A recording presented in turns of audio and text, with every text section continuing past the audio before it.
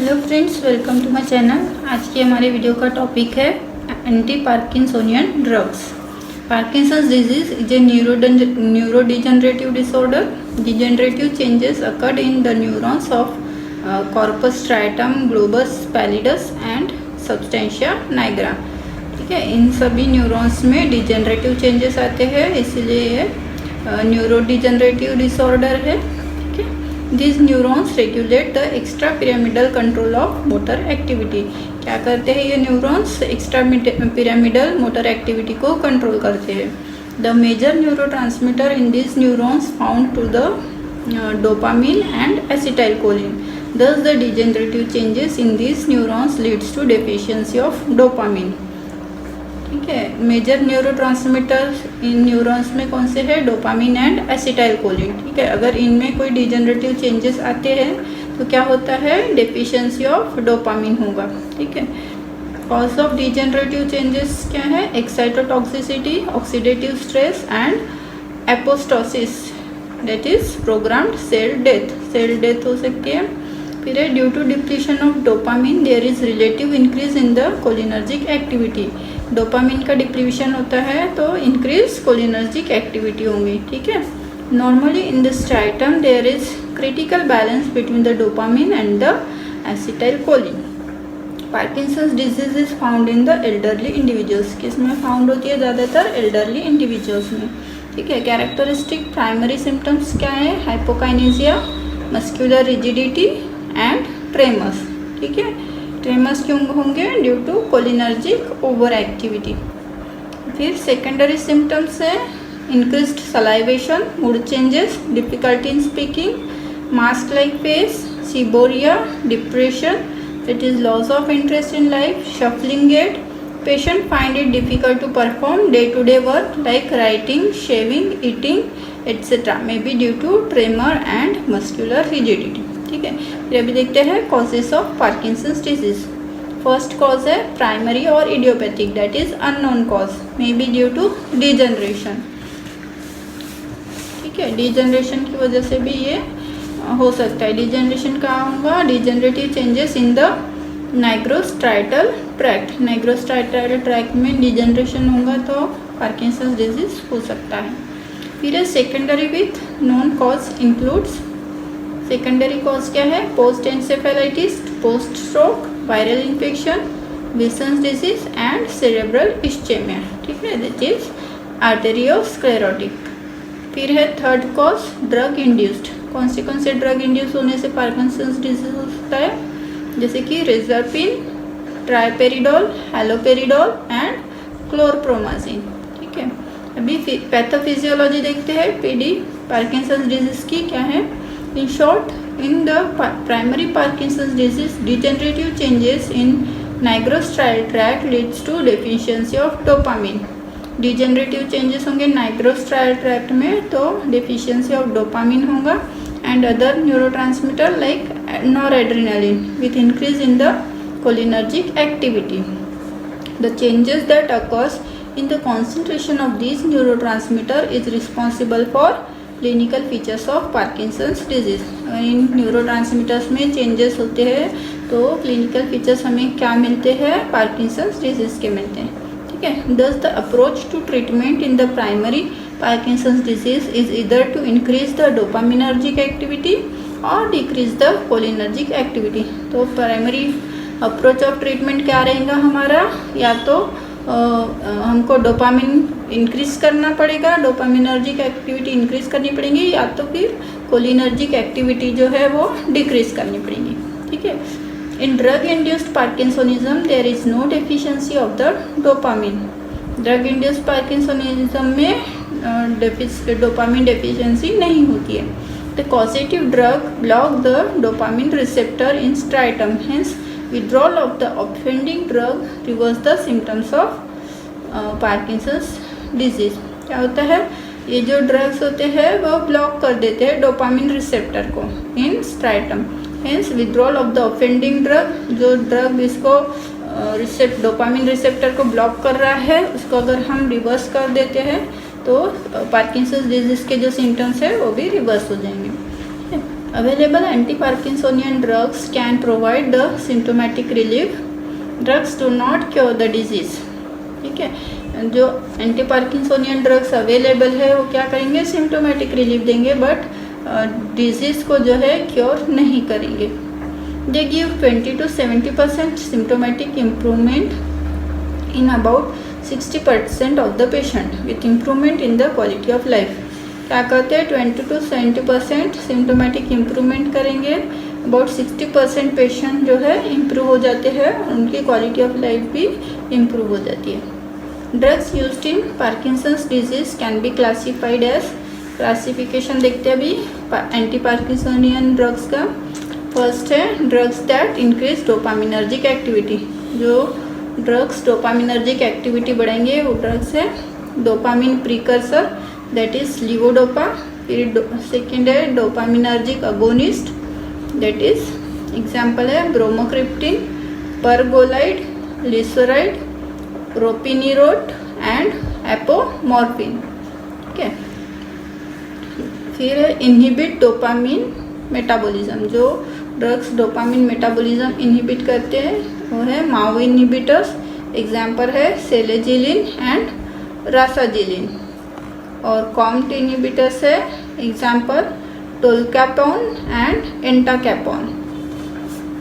फिर है drug that release dopamine. जो ड्रग रिलीज करते डोपामिन, एग्जाम्पल है अमेंटाडिन. ठीक है, अमेंटाडिन. फिर सेकेंड क्लासिफिकेशन है based on drugs that suppress cholinergic system.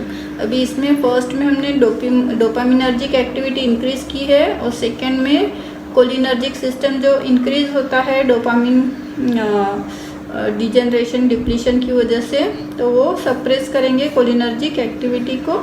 ठीक है, तो ऐसे ड्रग्स कौन से हैं, सेंट्रल एंटीकोलिनर्जिक्स. एंटीकोलिनर्जिक्स देने पड़ेंगे कोलिनर्जिक एक्टिविटी को कम करने के लिए. ठीक है, तो कौन से है, बेंजहेक्सल, बेंजट्रोपिन एंड ब्राइपेरिडिन. ठीक है, बेंजहेक्सल, बेंजट्रोपिन एंड ब्राइपेरिडिन. इसमें हम याद रखेंगे बेंजट्रोपिन एंटीकोलिनर्जिक. फिर है antihistaminics with significant anticholinergic action. Antihistaminics भी सिग्निफिकेंट एंटीकोलिनर्जिक एक्शन प्रोड्यूस करते हैं. एग्जाम्पल है डाइफेनहाइड्रामिन, प्रोमिथाजिन एंड ऑर्फेनाड्रिन. ठीक है, डाइफेनहाइड्रामिन, प्रोमिथाजिन एंड ऑर्फेनाड्रिन. चलिए, तो सबसे पहले क्लासिफिकेशन ड्रग का देख लेते हैं. लीवोडोपा. लीवोडोपा मैकेनिज्म देख लेते हैं.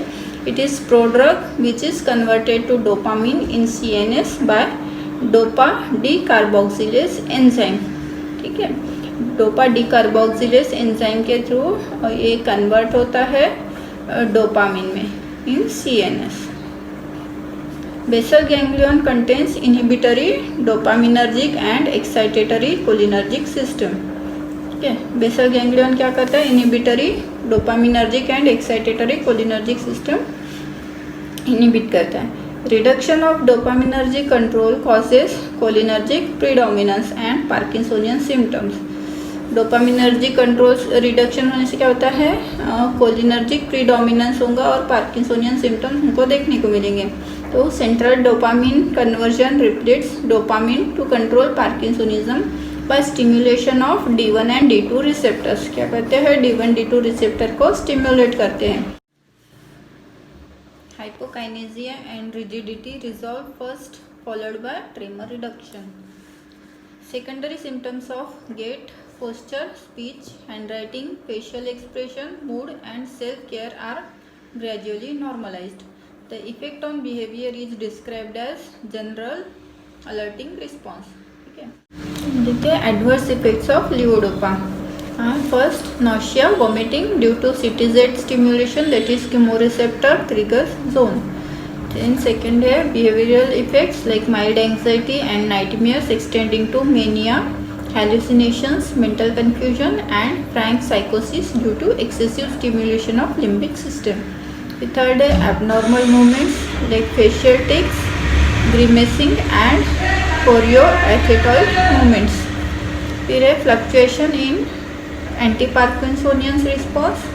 इसमें है A end dose deterioration leading to on off effects and later on all or none response.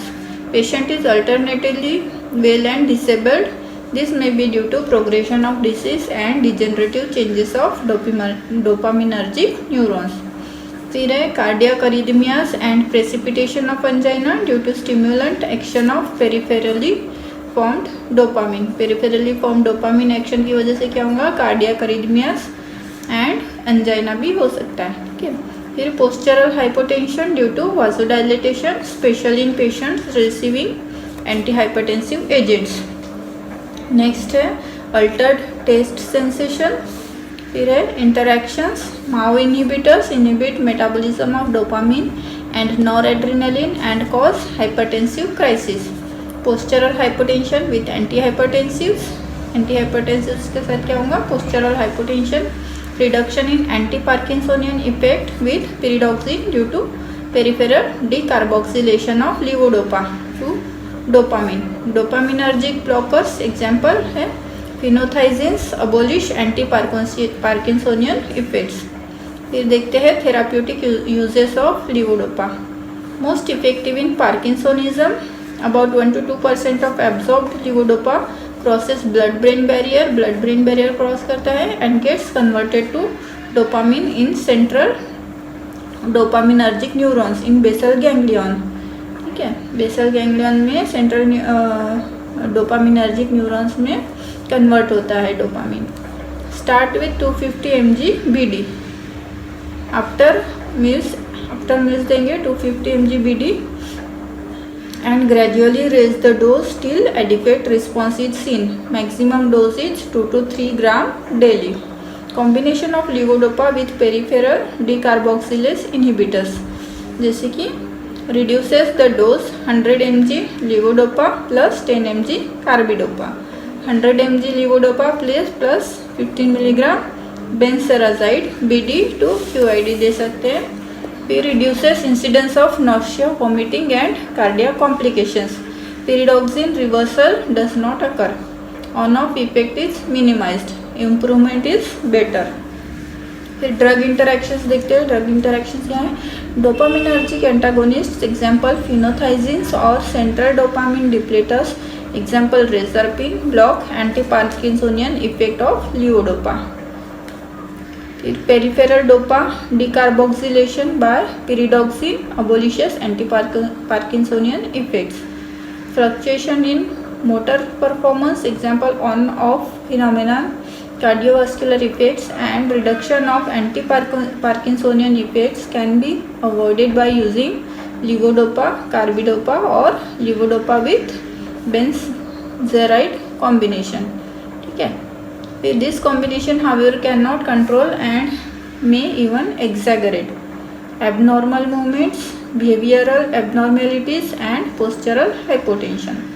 फिर advantages and disadvantages of combining levodopa with carbidopa.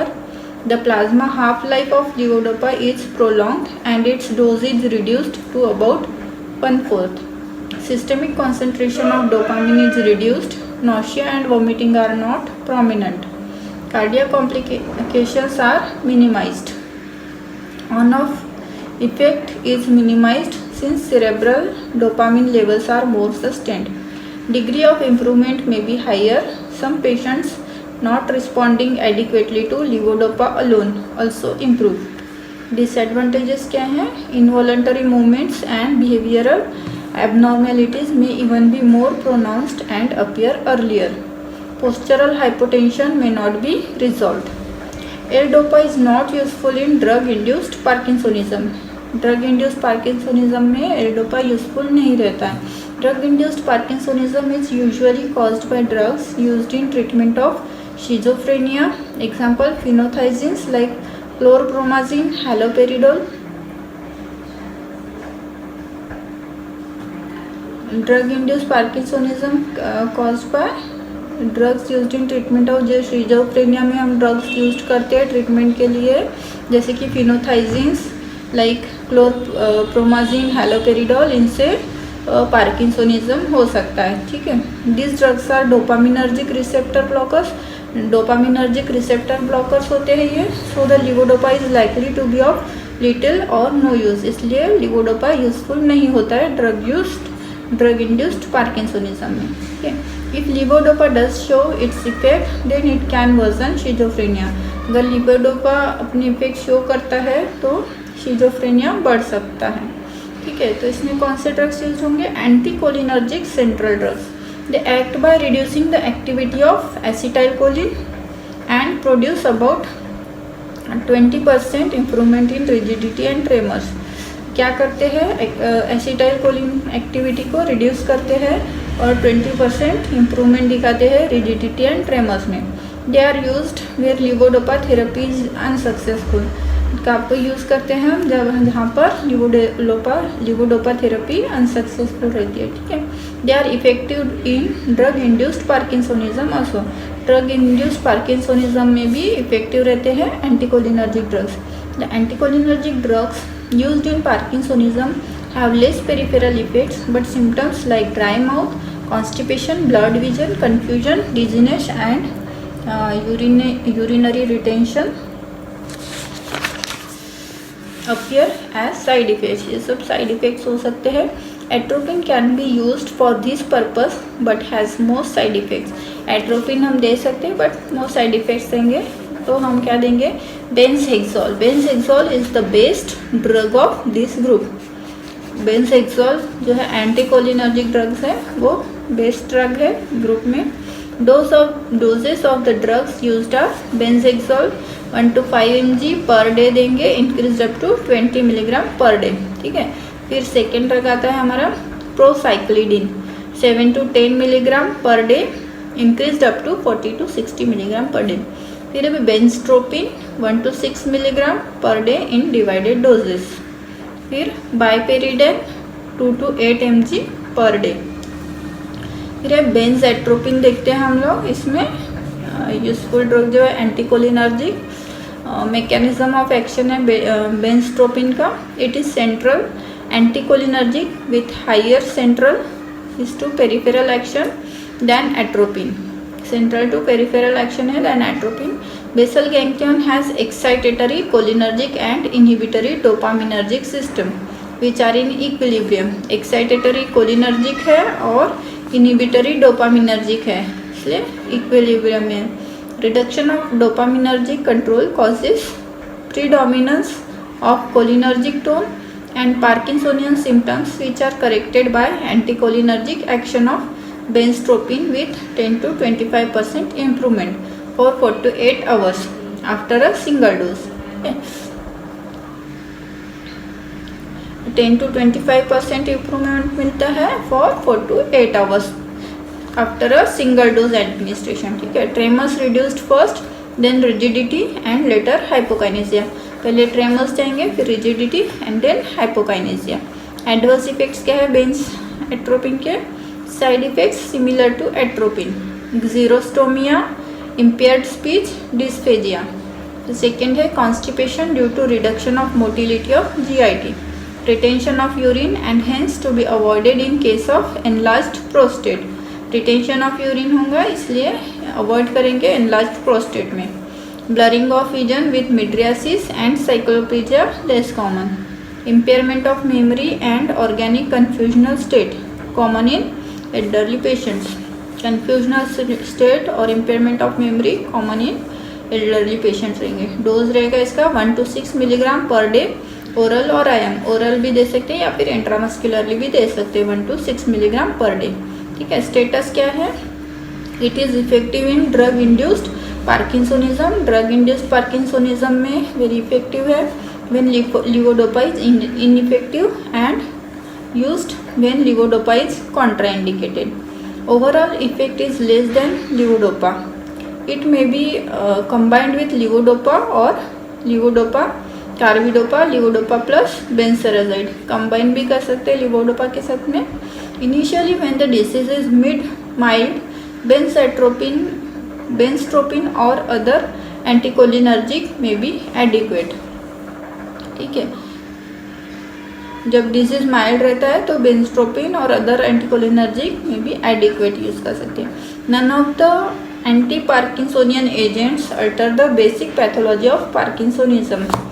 कोई भी anti Parkinsonian agents basic pathology को alter नहीं कर सकते। The disease persist despite treatment, disease वैसी की वैसी रहेंगी, सिर्फ जो सिम्टम्स है उसमें थोड़ा रिलीफ रहेगा। फिर थर्ड ड्रग देखते हैं हम, अमेंटिडिन। अमेंटिडिन क्या है? It is N antiviral drug, antiviral drug है। अमेंटिडिन appears to act by promoting presynaptic synthesis and release of dopamine in the brain। क्या करेगा? क्या करता है अमेंटिडिन? प्रोमोट करता है presynaptic synthesis and release of dopamine in brain.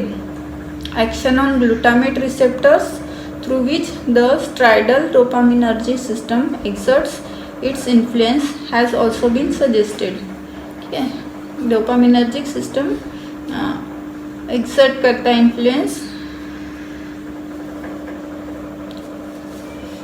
Dose है इसका 100 मिलीग्राम ओरली। फिर है हमारा फोर्थ डोपामिनर्जिक अगोनिस्ट। क्या है? Derivatives of apomorphine, derivatives of apomorphine है and ergot alkaloids have dopaminergic agonistic activity. Derivatives of apomorphine and ergot alkaloids क्या है? डोपामिनर्जिक अगोनिस्ट एक्टिविटी रहती है। Apomorphine it is derivative of apomorphine and effective in the treatment of parkinsonism. फिर ergolines, ergolines क्या है? Bromocriptine, lisuride and pergolide are synthetic ergot derivatives. क्या है? Synthetic ergot derivatives है एंड हैव डोपामिनर्जिक एक्टिविटी। फिर है bromocriptine. Bromocriptine it is an ergot preparation and acts by stimulating D2 receptors in the brain. Ergot preparation है और क्या करते हैं? स्टिम्युलेट करते हैं D2 receptors in the brain. It readily crosses blood brain barrier, readily cross करते हैं blood brain barrier को। डोज है 2.5 milligram daily, gradually increasing the dose to 20 to 100 mg। फिर फोर्थ है pergolide and lisuride. Pergolide stimulates both D2 and D1 receptors and is a potent dopaminergic agonist. In a dose of 0.1 to 0.7 milligram daily relieves Parkinsonian symptoms. Lisuride acts only on D2 receptors and also on 5-HT receptors. Lisuride क्या करता है? Acts only on D2 receptors and 5-HT receptors। ठीक है, तो ये हो गया हमारा एंटी पार्किंसोनियन ड्रग्स। टॉपिक है Alzheimer's disease. Alzheimer's disease is a neurodegenerative disorder. ठीक है, न्यूरोडिजेनरेटिव डिसऑर्डर है। In this disorder there is progressive impairment of memory, cognitive functions and debility. इसमें प्रोग्रेसिव इम्पेयरमेंट होता है मेमोरी का, मेमोरी लॉस होता है, कॉग्निटिव फंक्शंस और डेबिलिटी होती है। ठीक है, higher cortical functions like memory, speech, learning, thought, orientation to time space, judgement affected. ठीक है, सभी इसको मेमोरी लॉस होती है, स्पीच पुअर होती है, learning, thought, orientation to time and space और जजमेंट भी अफेक्ट होता है। Consciousness remains intact, consciousness intact रहता है। Patient is depressed, anxious with disturbed sleep. Patient anxious रहता है, डिप्रेस्ड रहता है with disturbed sleep. Pathology of the disease shows that there is progressive degeneration of cholinergic neurons in cerebral cortex leading to loss of memory. Dementia, this is associated with accumulation of amyloid protein and neurofibrillary tangles in the brain. Disease affect many areas of brain but degeneration is more in cholinergic neurons. Degeneration सभी part में होता है इस disease में, but mostly cholinergic neurons में होता है। ठीक है, the death occurs due to the development of complications, pulmonary embolism, pneumonia over period of 6 to 12 years of onset of disease. Complications की वजह से होता है, जैसे कि पल्मोनरी एम्बोलिज्म, न्यूमोनिया रहता है किसी को 6 से 12 साल के इसमें, तो उसमें डिजीज देखने को मिलता है। Drugs used help in partial impairment in memory and behavioral symptoms. They also improve the quality of life of the affected patients. ठीक है, ड्रग्स जो हम यूज़ करते हैं पार्शियल इम्पेयरमेंट ऑफ मेमोरी में यूज़ होता है और हेल्पफुल रहता है और बिहेवियरल सिम्टम्स इम्प्रूव करता है और उसके साथ ही क्वालिटी ऑफ लाइफ भी इम्प्रूव करता है। ठीक है, drugs used in Alzheimer's disease. Alzheimer's disease में कौन से ड्रग्स यूज होते हैं? पहला है सेंट्रली एक्टिंग कोलिनिस्टरेज इनहिबिटर्स। कौन से centrally acting cholinesterase inhibitors enhance cholinergic transmission by preventing hydrolysis of acetylcholine, thereby increasing acetylcholine levels in non-degenerating neurons, improve cognitive functions। ठीक है, एग्जाम्पल है टैक्रिन, रिवास्टिग्मिन, डोनेपेजिन एंड गैलेंटामाइन। फिर है सेकेंड है नॉन ट्रॉपिक एजेंट्स जैसे कि पिरासीटाम फॉर कॉग्निटिव फंक्शन इम्प्रूवमेंट। फिर third है मेमेंटाइन, block action of excitatory neurotransmitter at NMDA receptor. Drug reduces the deterioration of clinical symptoms of Alzheimer's disease। फिर लास्ट है other drugs tried are ginkgo biloba. ठीक है, ginkgo biloba एक Chinese plant extract है। फिर देखते हैं treatment for drug induced extra pyramidal reactions. जो drug induce extra pyramidal reactions रहते हैं उनका ट्रीटमेंट के लिए कौन से हैं? Withdrawal of causative drug. ठीक है, पहले तो विड्रॉल करेंगे जो भी ड्रग ऐसा कॉज करता है एक्स्ट्रा पिरामिडल रिएक्शंस, जैसे कि रिजर्पिन है, मेटोक्लोप्रामाइड एंड हैलोपेरिडोल। ठीक है, फिर इंजेक्शन प्रोमिथाजिन 25 mg IV और IM if acute dystonia, that is painless spasmodic contractions of skeletal muscles presenting trismus, oculoglyceresis and torticollis। फिर है बेंसेक्सोल और other centrally acting anticholinergics given orally देंगे benzhexol. Thank you for watching, thank you so much.